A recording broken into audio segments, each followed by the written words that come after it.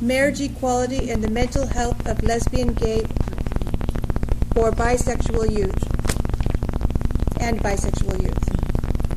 And she has a PowerPoint, so she's going to set that up really quick.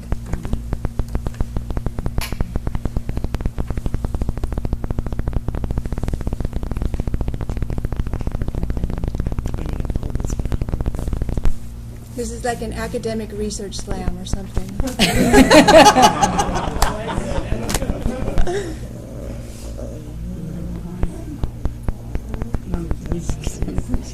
Exactly. It's true. I'm going to present empirical research after hearing that presentation about how. Knowing Yep. people. Yeah, knowing people. Nope. All numbers. Do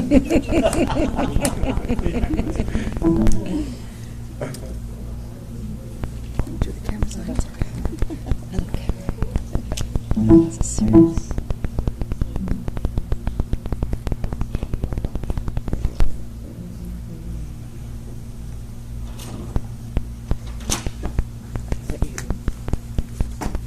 You doing it whatever you want? Okay.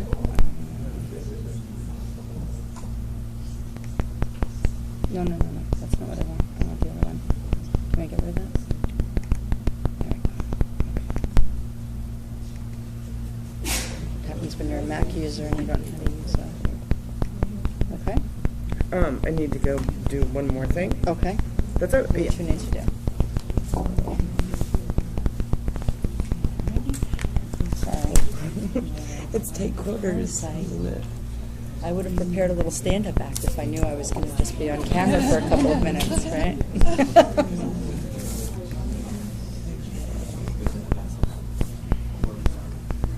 Andrea, are you guys seeing the PowerPoint presentation over there? We just see. Just the camera? Yeah.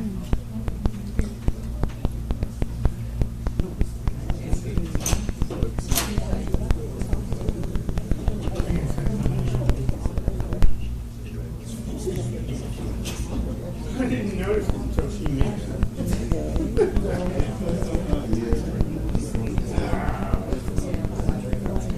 That's we make sure we put the mound. Now I wonder if I've ever said anything that you over. I might have an interest and I might not have. We have, you know, we influence. I know.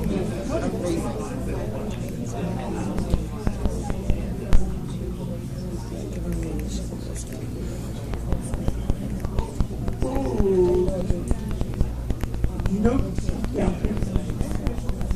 You know, yeah, people trying to water. It's one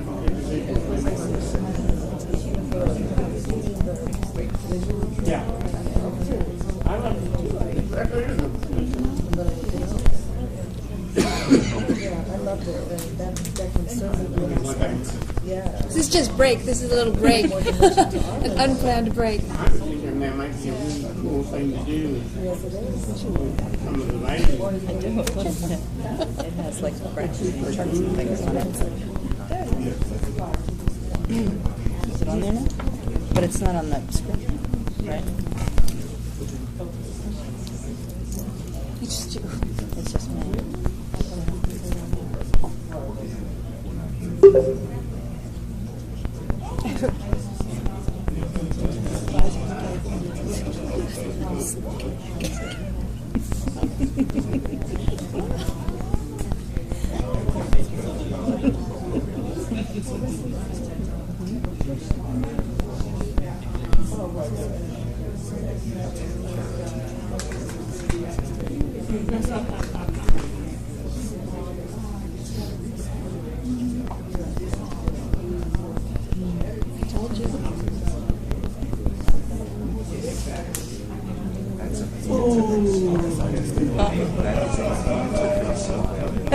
Thank you.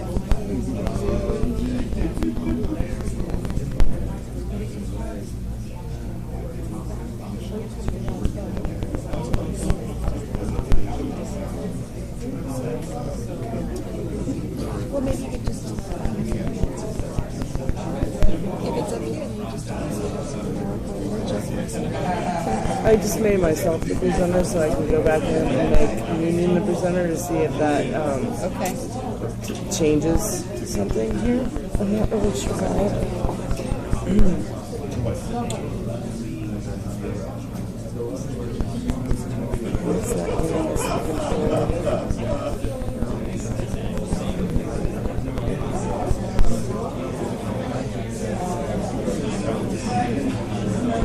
us the control.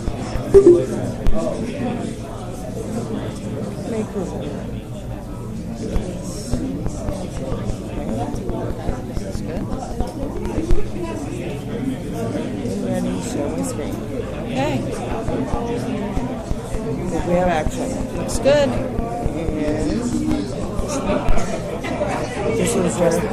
And this is your presentation. That one? Yep. Okay, we've solved the problem. So Professor Raymond's now Yes. going to speak. That's her. Yes. Well, you'll see it soon. I know it's there.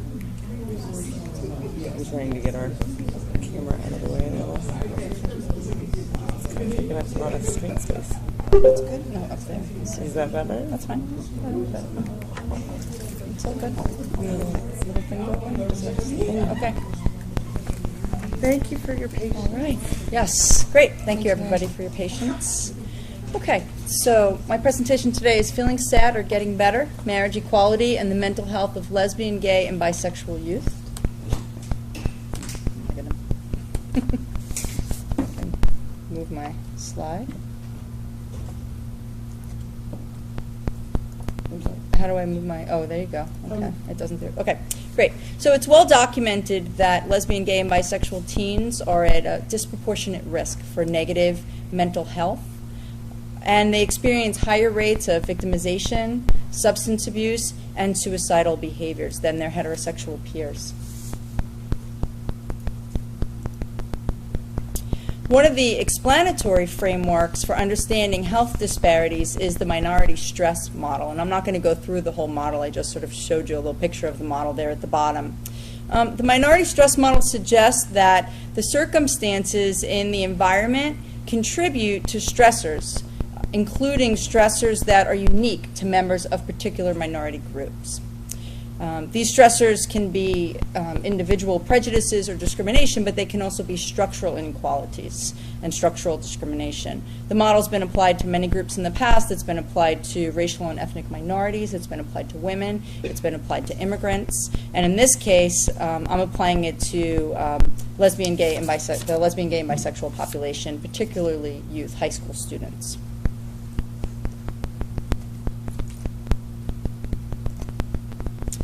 As we all know, the landscape of laws governing same-sex marriage has been changing dramatically. We're in Kentucky, and earlier this week there was a court decision.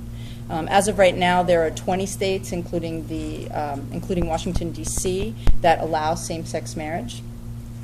And in 2004, Massachusetts became the first state to allow same-sex marriage, which makes it a unique place to look at changes over time and go back and see what changes we might see as a result of the changing laws. So my research question in this piece of this study, it's a larger study, but in this piece is, does changing the law on same-sex marriage affect the proportion of Massachusetts lesbian, gay, and bisexual high school students who report poor mental health? And in order to find out information about this, I looked at the Massachusetts Youth Behavioral Risk Survey, the YBRS, and many states administer a YBRS. In Massachusetts, it's administered every 2 years, and it includes a whole range of questions about bullying, about physical activity, but it also includes several questions about mental health, including questions about suicide. So the two questions that I looked at were, during the past 12 months, did you ever feel so sad and hopeless almost every day for 2 weeks or more in a row that you stopped doing some usual activities? And the second question I looked at was, during the past 12 months, did you ever seriously consider attempting suicide? So the data set I used ranged from the year 2003 until 2011. So I mentioned that same-sex marriage became legal in 2004, so it would have been between that 2003 and 2005 time, which we'll see in the results. Okay, So if we look at this, this graph here, we see a couple of things. One, we see that there have been changes over time, right? In particular for the lesbian, gay, and bisexual high school students. The red line there is pretty dynamic. Overall, all Massachusetts high school students appear to be doing better. So if we were to collapse these lines, there's kind of a downward trend. Everybody's doing a little bit better. But when we break them out, we see that one line is relatively flat and the other one, we see this big drop between 2003 and 2005. Yet we still see that lesbian, gay, and bisexual youth are experiencing much worse mental health outcomes, right? So higher on this graph means that more are reporting that they had suicidal thoughts. We see a similar trend when we look at the question of feeling sad. It's quite similar. The line varies a little bit, but it's pretty similar. So here, if we look at both groups, we see again that the lesbian, gay, and bisexual youth are reporting significantly, or a significantly higher percentage of them are reporting that they're feeling sad, right, and that they're having suicidal thoughts. Okay, so what I was interested in was the changes over time, but I was also really interested in this point in time. Was it just that this was sort of decreasing over a period of time, and we might say, well, lots of things are changing during that time. Has it just been a steady decrease? So I was really interested in this time period between 2003 and 2005. Was there a difference between these 2 years? And what I found was that the difference between the two groups during this time was significant. So although both groups experienced a decrease, the decrease in the lesbian, gay, and bisexual group, not only does it look significant, but it is statistically significant. In this case, you can see that there's about a 10% change in the feeling sad, and there's about a 17% change compared to a 1% or a 3% change for their heterosexual peers. So the implications of this research, as Dr. Caraway pointed out, we may not know why exactly this change is happening, but we can see that a pretty significant change appears to have happened in this time period between 2003 and 2005, which coincides with the legalization of same-sex marriage. Getting back to the minority stress model, it suggests that legalizing same-sex marriage may have a positive effect on the mental health of lesbian, gay, and bisexual youth. And it suggests that improving the social environment and reducing structural inequalities is an important strategy for addressing health disparities in general and among sexual minorities in particular. Thank you.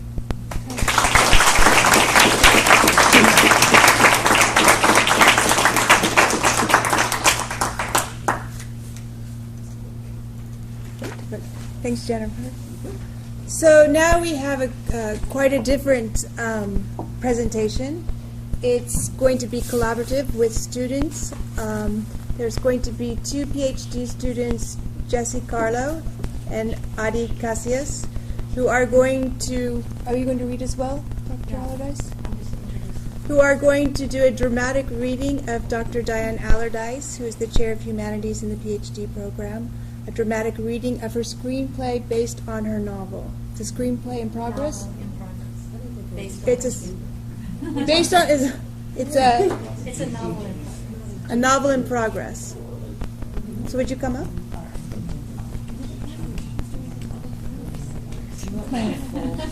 So we'll do full screen. Yeah, sorry.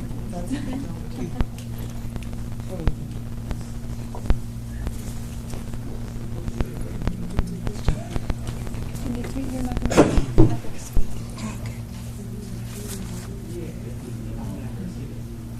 I didn't think that we needed to be back tonight.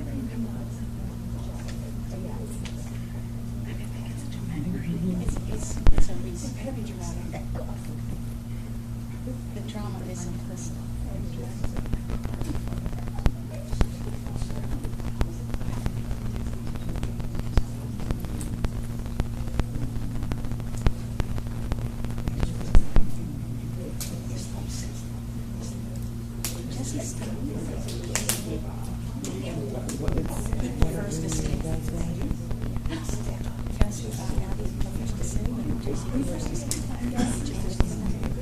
What, I mean, the camera angle, I can, you tell me where you want it, and Okay, or you want me to I'll move it with introduce you that. guys, or what? Yeah, and then he's going to try to show us. Okay, well, it's getting this whole area right here right now. Okay. So does it, you're saying, I mean, I can, So you can stand this.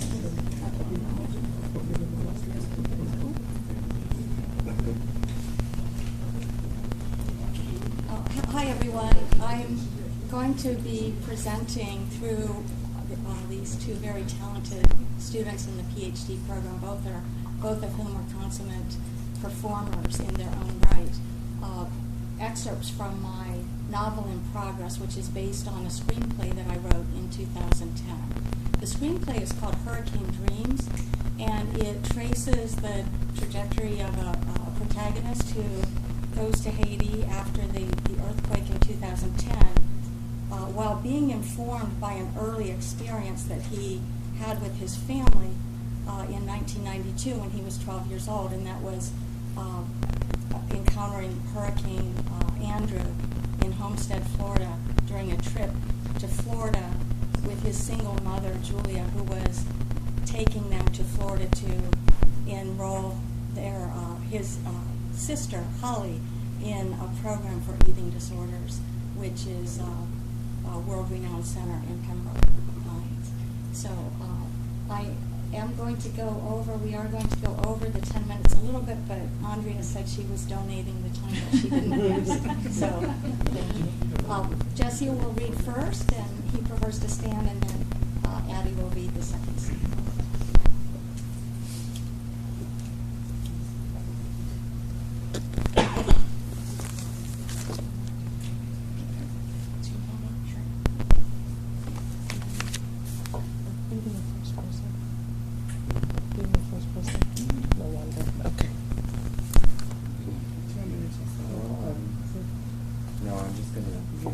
move around a bit? Here. Okay. Everybody can see me. Hi, how are you?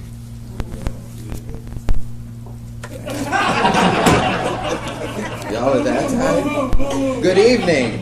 Good evening. I'll be reading the character Lee, who is the protagonist in the novel.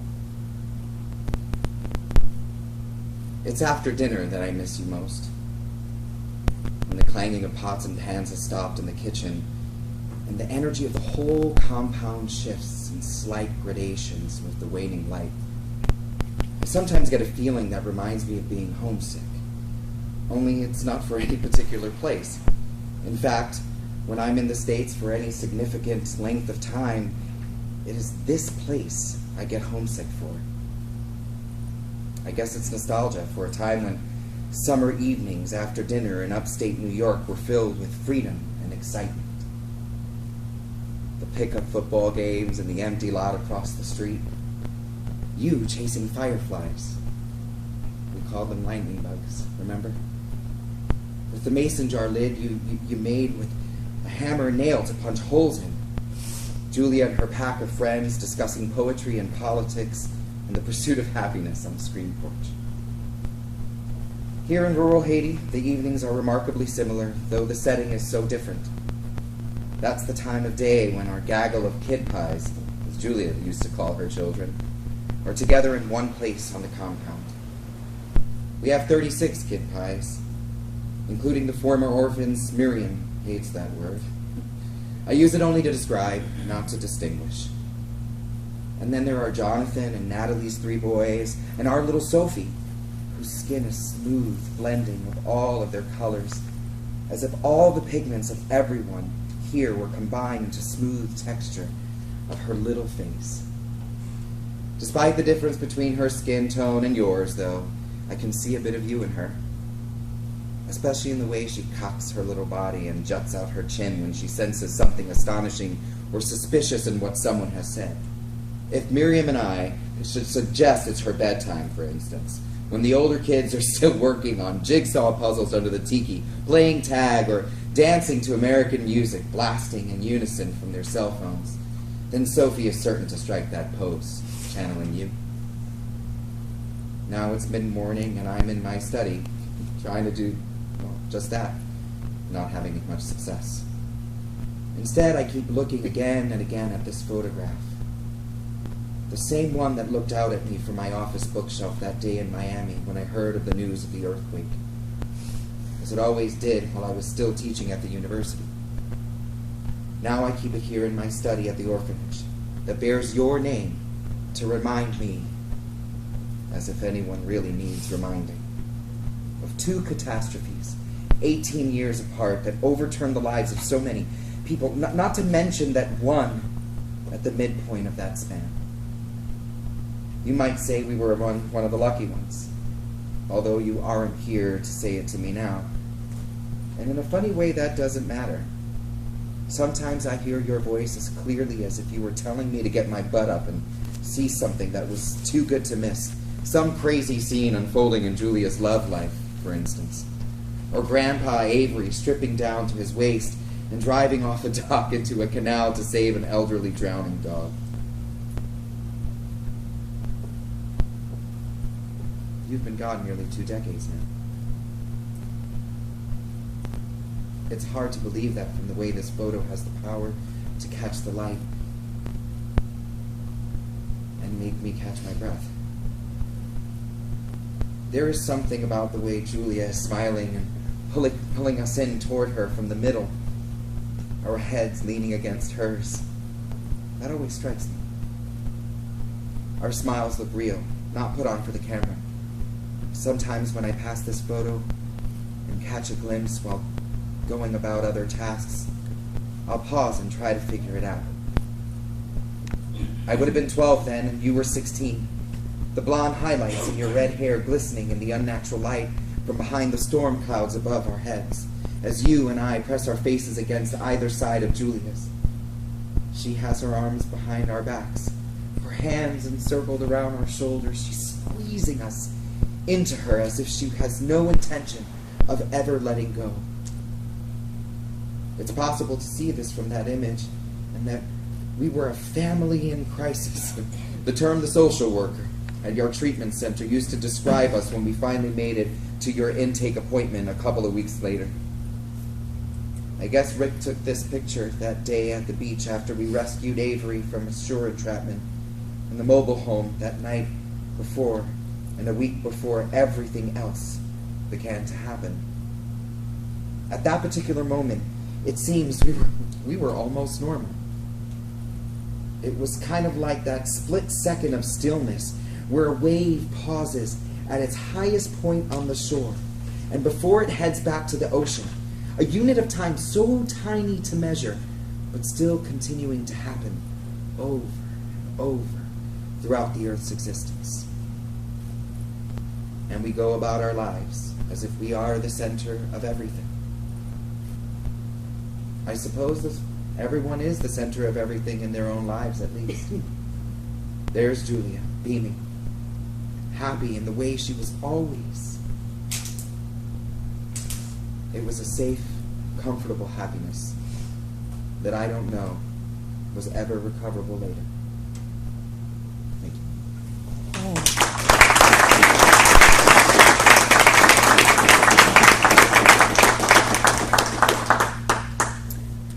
I'm going to read the excerpt of Miriam, which is still written in third person, so that was beautiful. I'm wondering, did you change it yourself? But that was brilliant, so, and bear with me, I only got this today, and I have so much respect for Diane Allerdyce that I'm honored to be reading her work. So here goes.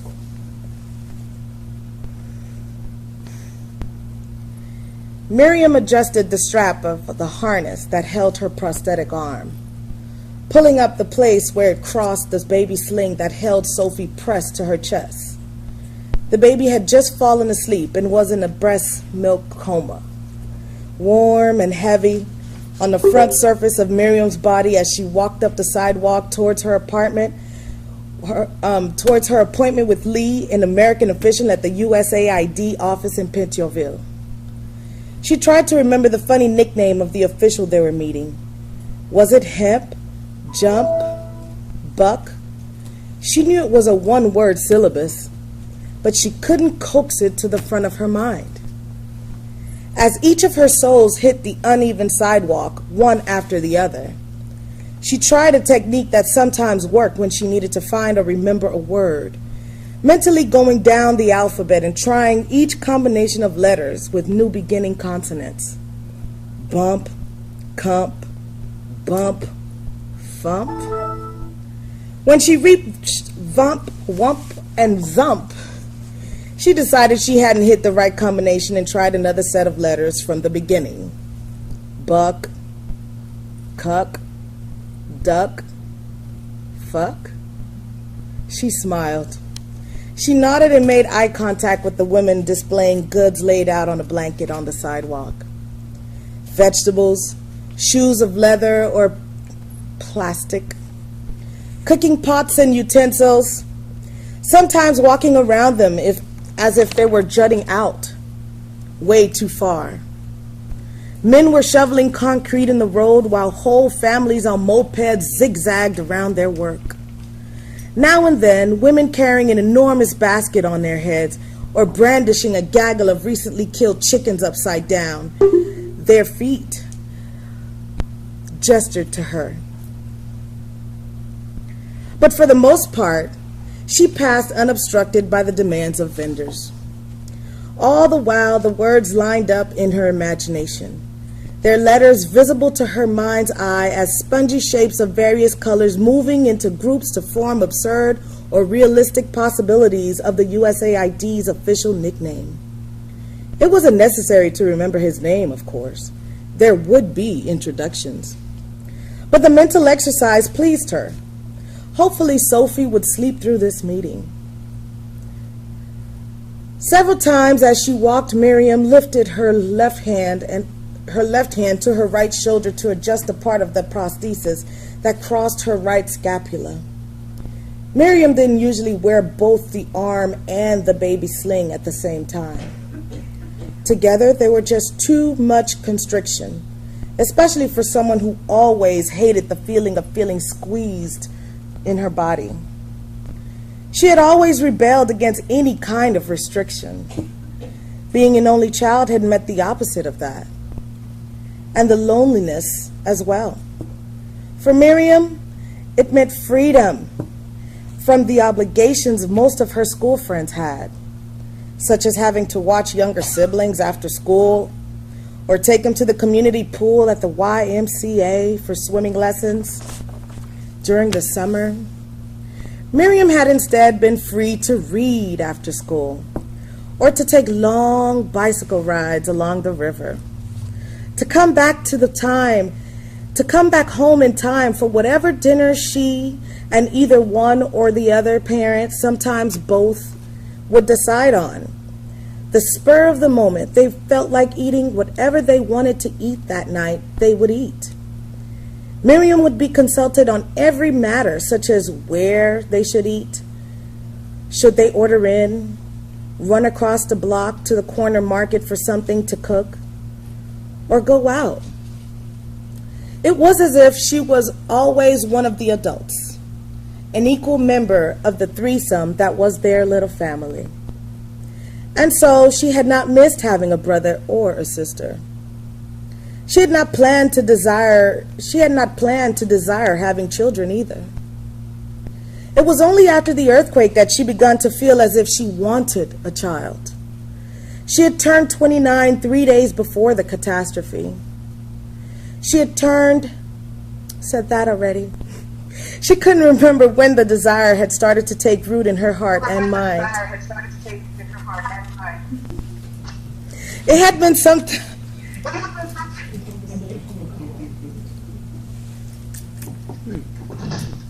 Somebody's joined us. That's cute.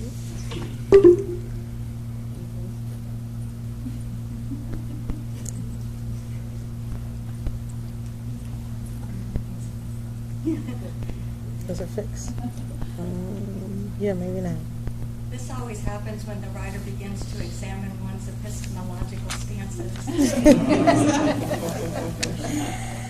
She had not planned to desire having children either. It was only after the earthquake that she began to feel as if she wanted a child. She had turned 29 only 3 days before the catastrophe. She couldn't remember when the desire had started to take root in her heart and mind. It had been some time after meeting Lee, sometime perhaps between the second and third surgeries designed to save her right arm from amputation. Whether she had wanted to create something from her own body, a new life to replace that part of herself she would eventually be required to give up, was a possibility. A very Freudian idea, she thought. But the explanation did not fit the circumstances. There had been that terrible argument between her and Lee in his apartment in Florida. The fight had not started out to be about children, whether to have them or not.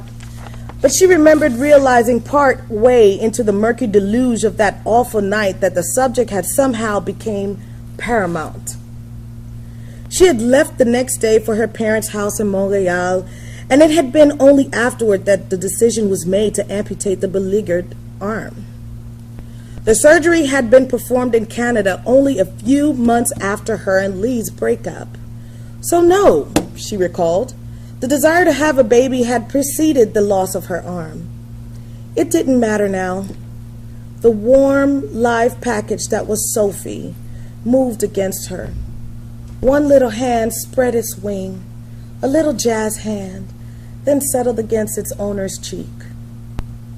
The baby sighed, sunk more deeply into the sling, and went on sleeping. Miriam turned a corner into the street where she was supposed to meet Lee in front of the office. There he was. At once she remembered that USAID's official's nickname, Bash. How odd.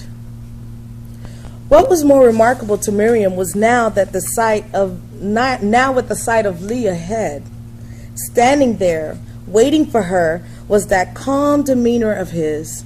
With that calm demeanor of his, caused her heart to beat faster. He was always this way when she saw him from a distance. He was still so handsome. His brown hair a bit long now, and to the side. His hazel eyes behind his wire-rimmed glass sparkling. She could tell even from the distance of a block away, with the beginning of the mile and the vision of his smile, that this was just breaking over his face. As she poured herself into the smile, Miriam did not feel the weight across her arm. She did not feel the weight across her shoulders. And although she kept her pace steady for Sophie's sake, she felt as if she were flying. Thank you. Sorry, I didn't do this justice.